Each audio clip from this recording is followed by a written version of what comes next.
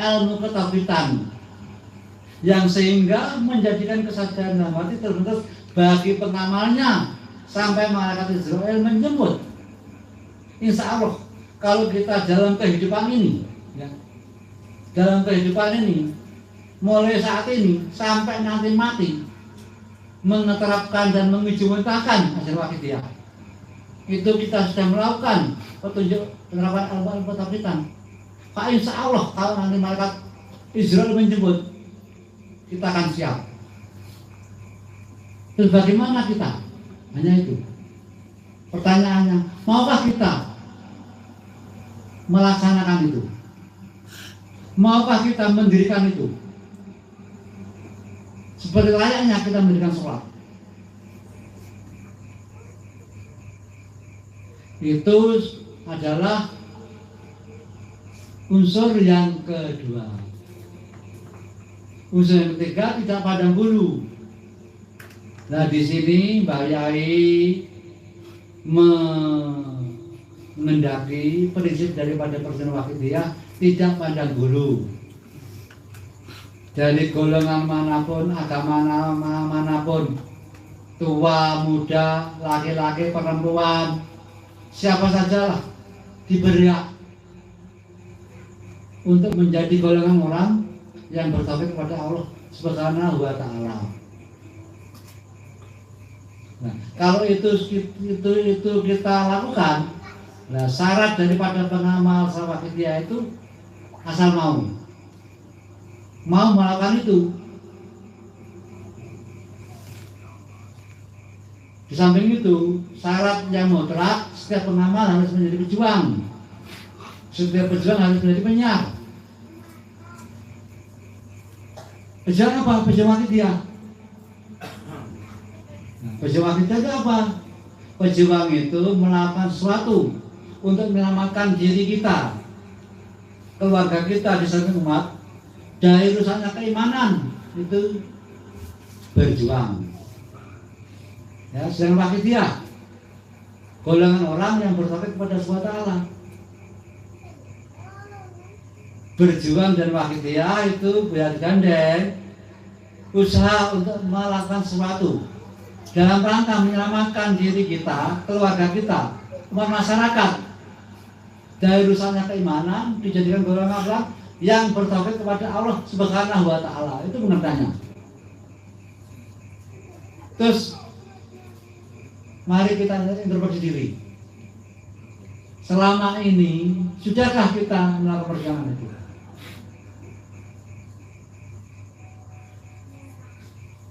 Bagaimana perasaan kita?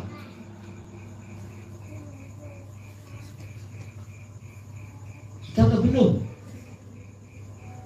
Kalau sudah, kenapa selama ini kurang lebih 3 tahun kok seperti ini saja? Perkembangannya itu lambat sekali. Tapi kalau belum, saya melihat sendiri teman-teman sudah mati-matian, khususnya bapak-bapak pengurus PS mati-matian dalam rangka membina, mendidik. Tapi kenapa hasilnya seperti ini? Yes, Itu karena kita tidak memahami bagaimana berjuang sebenarnya, bagaimana beribadah sebenarnya. Sebenarnya ibadah itu ada aturannya. Di dalam falak disebutkan daya tarik, tarik menarik, atau ekstern, atau apa ya? Nah, istilahnya itu interaksi.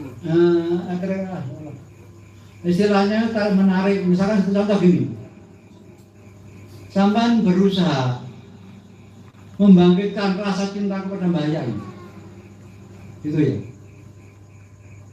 Otomatis beliau itu akan memberikan cinta kepada kita. Nah itu attraction of love, ya, tarik menarik. Attraction of love artinya tarik menarik.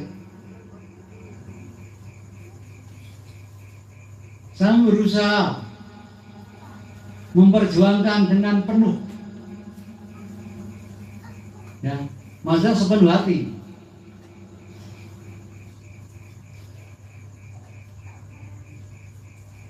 Akhirnya usaha sampean yang sepenuh hati itu mendapatkan gaya tarik yang lain, bisa berhasil. Kenapa ini tidak berhasil? Maaf, karena kita tidak sepenuh hati, masih setengah-setengah.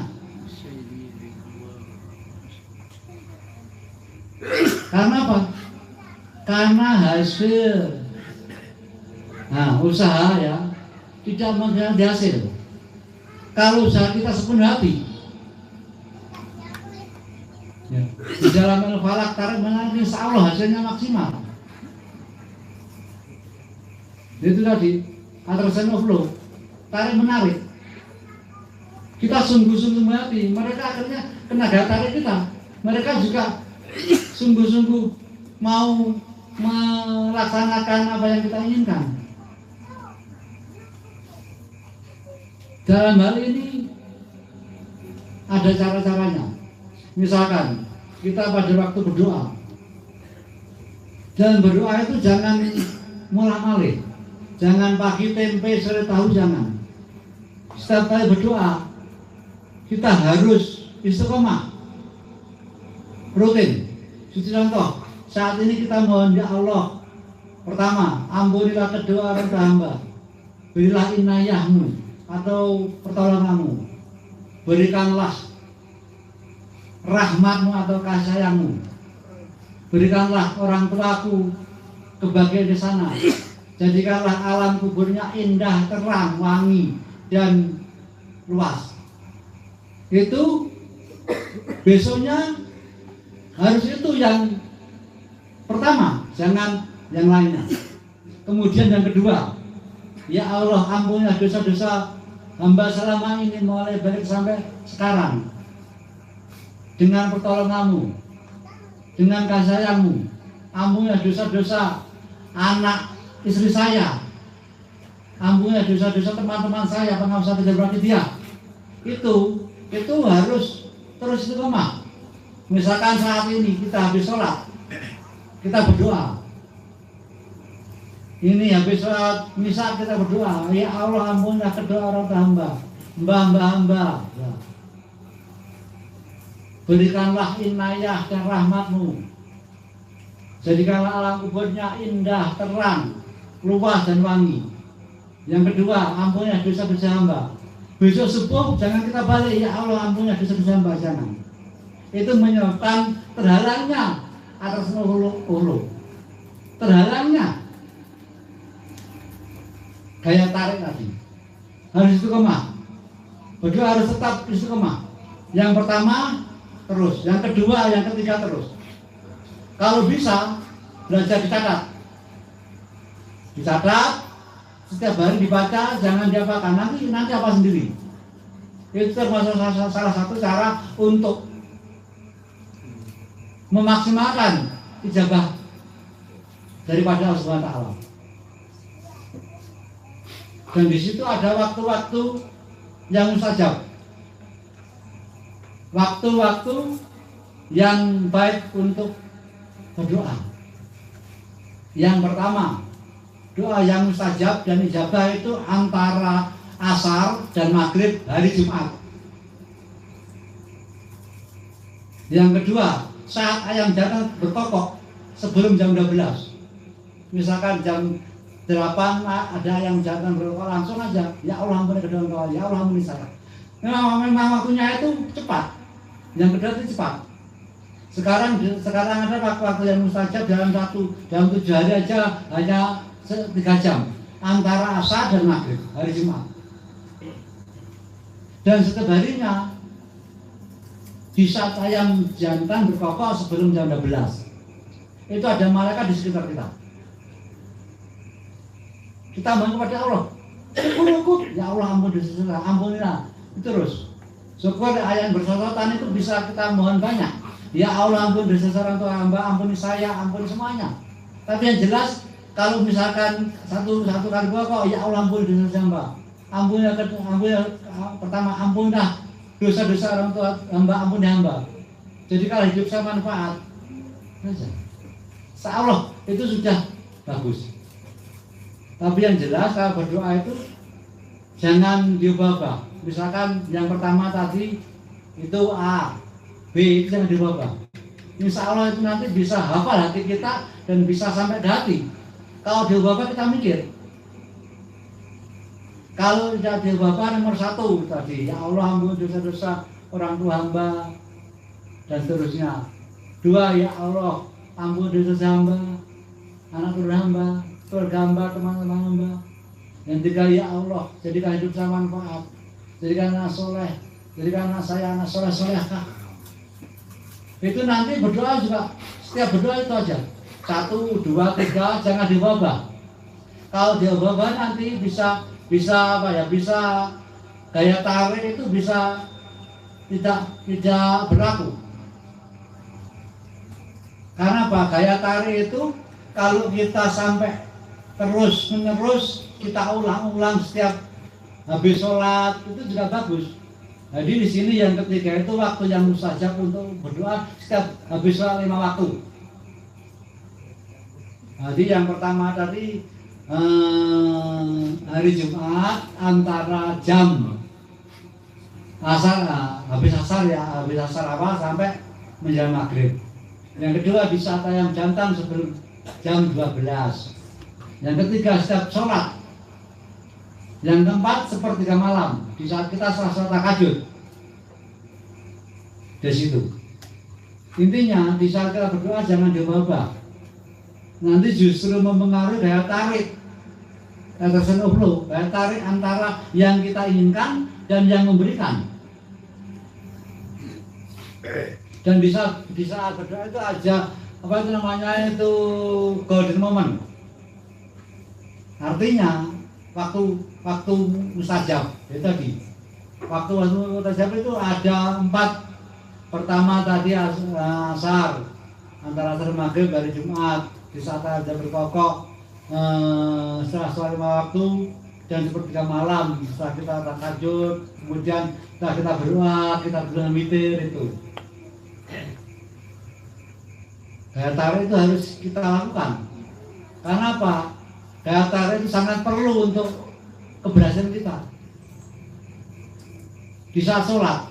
Nah sholat kita itu sebenarnya menghadiri panggilan Allah. Tidak kita menghadiri Allah enggak? Ada yang berpendapat sholat itu kita menghadiri Allah. Sebenarnya tidak.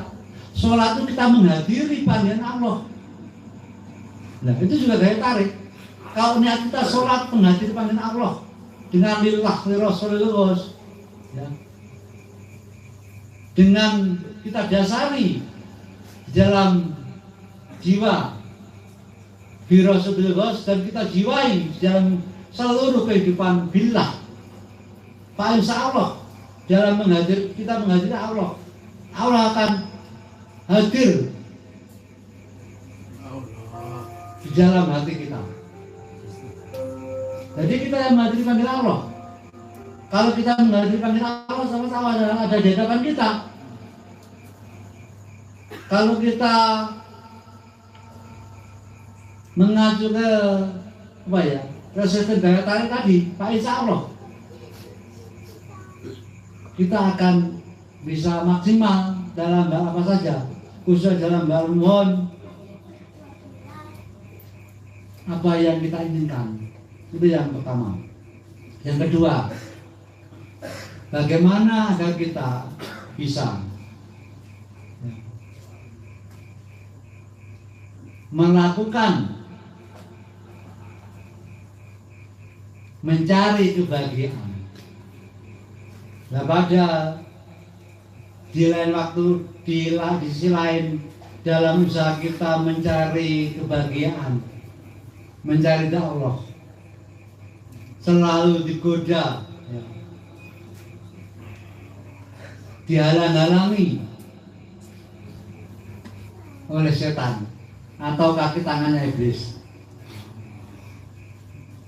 Nah, di sini kita harus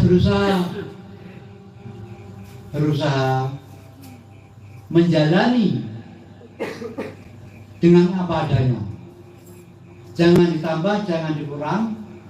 apa-apa yang telah diciptakan bahaya ini. Contoh, kita melaksanakan ajar wakidiyah, menerapkan petunjuk penerapan